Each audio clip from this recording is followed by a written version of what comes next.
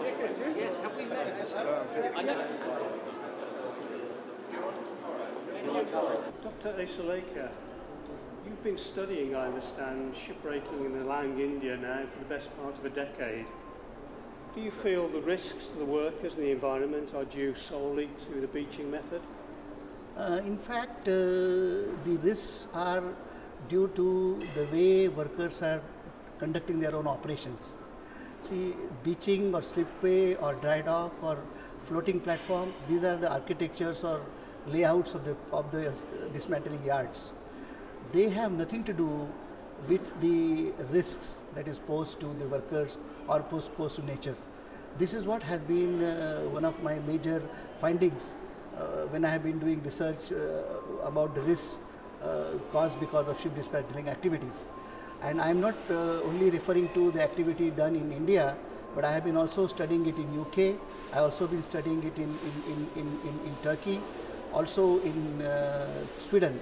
And I am comparing the experience from all, and this is a very major statement that I am making, that the risk is not because of beaching, it is because of the activities that we are conducting with the help of workers.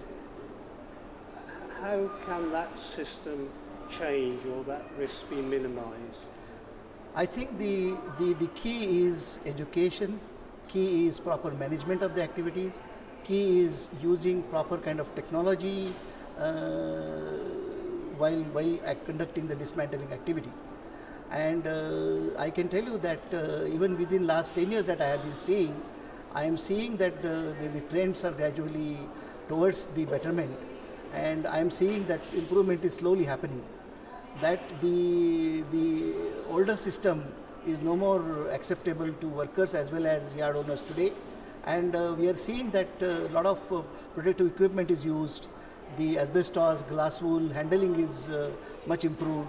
There is a cooperative system for handling the hazardous waste, or there is a very systematic use of incinerator for PCB containing waste. So you are seeing a lot of change in Alang, India, which did not exist, and I am sure similar kind of changes are happening in other parts where beaching is used as a method. But I don't know why always beaching is considered as a problem. I think that is not a correct analysis of the problem. The people in the West, though, would say that because this is conducted on beaches or mud flats, heavy equipment cannot be used, which would lead to a safer system. How do you ever overcome that with beaching? Yes, I am quite aware, and different kinds of equipment are required if you are using beaching compared to dry dock, compared to slipway, compared to floating platform. In each of the layouts, different equipment are required, and beaching is no way dramatically different compared to the other methods. There have to be appropriate equipment that should be used, and appropriate training has to be given to the workers to use those equipment. Yeah. And you have a project called the Green Alang Initiative, which is, I understand, seeking to make recyclers aware of appropriate technologies.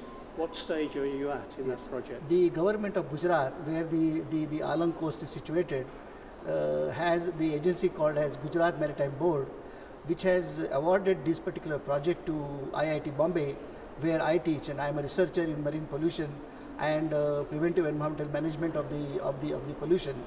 And this particular project is trying to put together the issues and the skills of the workers and the technologies into one basket, and disseminate that in all the 180 yards in Alang.